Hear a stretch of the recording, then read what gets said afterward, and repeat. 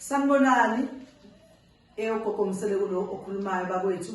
Niyamazi ugogo phela mayikhuluma ukuthi usuke izokhuluma ngezinto ezibalekile noma izinto mhlambe ezizoba wosizo ngoba njengoba sizoqala nje uDisemba ngiyazi ukuthi baningi abamdinga ugogo. Abaningi bazohamba beye emakhaya lapho bekade bahambe sekufanele ngabe kuthiwa bafika nezinduku ezithile bezokwazi ukuchela emakhaya ngoba phela njengoba usuhambile kusuke kukhona nabantu kade besele beganga phezu kwalelo khaya. Wena ufika nani ke phezu kwalelo khaya lakho ukuthi ukwazi ukuchela uhlangule imimoya emibi wenze zonke izinto njengozazenza phezu kwalelo khaya ukuze ukwazi ukuthi mawufika nawe uhlale kahle ngoba ukuhlala kwabantu ekhaya bacishe bahlala isikhathi sangekanga yonke. Uyacabanga lokuhleli manje awusazi ukuthi ugogo Mseleko uzomthola kanjani. Ukade ufisa ugogo ukuthi bamthole ubani ungasamtholi ugogo njengoba ke manje njengoba ngithi nje ke ngikhulume nani nginitshela ukuthi intelezi zikhona njalo. Kukhona intelezi yezulu, ikhona intelezi yezitha, ikhona intelezi yokuchela ikhaya nje ukuthi uchela ikhaya lakho ukuze lihlale likhaya liqinileyo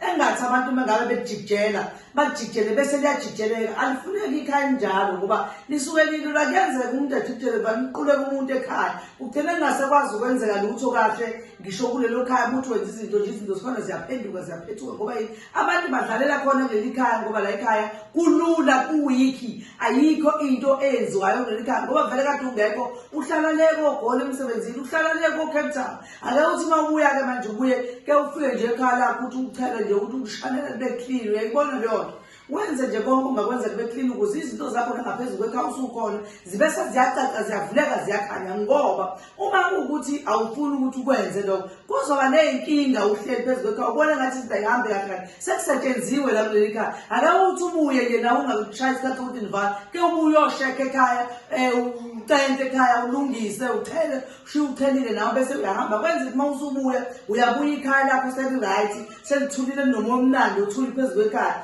Ayikho into ebaluleke nje ukuthi ekhaya lakho uhlale uchele uchele ngentelezi ushise wenze konke ukuze ikhaya lakho libe strong lingafika abantu badlalele noma nawe nje usufikile ekhaya mhlambe suwaba ney'ngane la ohlala nazo ohlala khona sufikile-ke ekhaya uvakashile ke njengoba kuvale umaholiday suyafika nje abantu abaphili kahle kunezinto ey'ningi ezenzakala ngenxa yokuthi leli khaya lilula asicheli asenzi lutho. Ake sisebenziseni izinto phezu kwamakhaya ethi sithi ukwaqinisa kwale into eziyodwa iyasiza iyabamba ekhaya yenza kube right kube strong ekhaya leli uze kukwazi ukuthi izinto ey'ningi zingangeni ngoba nawe ungathi uhleli mhlawumbe uyifikele nomuntu wakho phezu kwaleli khaya uyafika izinto zonke bekade zihamba kahle le mawusula azenzeki kahle ngenxa yokuthi kunento esiyifakiwe la ekhaya. Ake sithole izinto zokuchela nje okwamanje nje sithole into zokuchela sibe sichela nabakhona ekhaya bakhona ekhaya bakhona ingane zibe yichela kwenzela ukuthi nje ikhaya libe mnandi nawe baba usufika noma wena ma noma anti ufike ekhaya seku-right ungathi ufika nje usuphathwa umlenze akusavuma uhambe uyabuya namuva usuyakheluza ngenxa yokuthi kade zazenziwa izinto la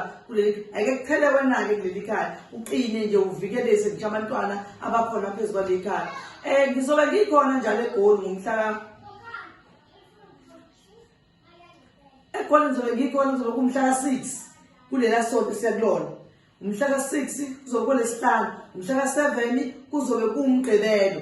Engisholo ukuthi abangidingayo ngibona ethi angibanikele lethubana lokuthi ngifike kubona kwenzela ukuthi uma kukhona okudingayo ngoba ngizobe ngiphethe yonke into iba khona nawe uzothatha lokho kwakho okudinga. Ungangitsheli ukuthi mhlambe njengoba kuseUDisemba ngizobuye ngiphinde ngibuye. Cha, ngizobe ngifike kanye nje ngizosebenza ngomhla ka-6 no-7 ngeke ngisakwazi ukubuya ngoDisemba. Siyobonana ngonyaka ozayo bazalwane.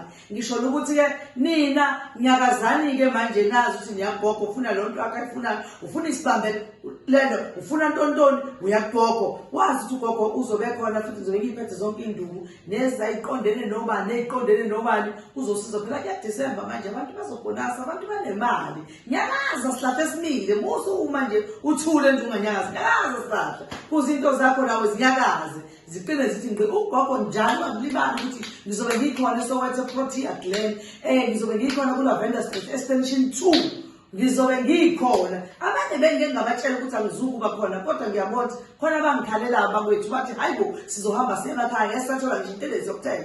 Sengithi-ke ngiyahamba-ke ngizoya kuze ngikwazi ukuthi ngibanike lezo zinto abayidingayo bakwethu. Nawe uma ungashongo lutho yiza uzothola into yakho. Nawe lapho suke wangifonela ungibuza ngathi cha yiza ngizobe ngikhona eSoweto.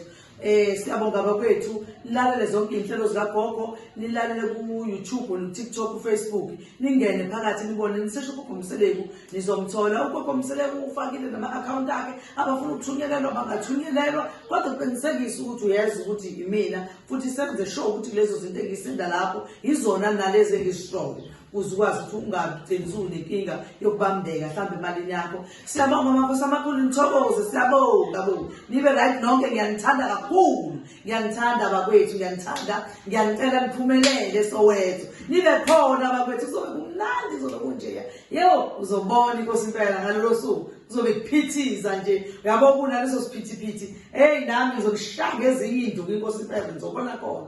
Woza uzoyithathela, makhosi.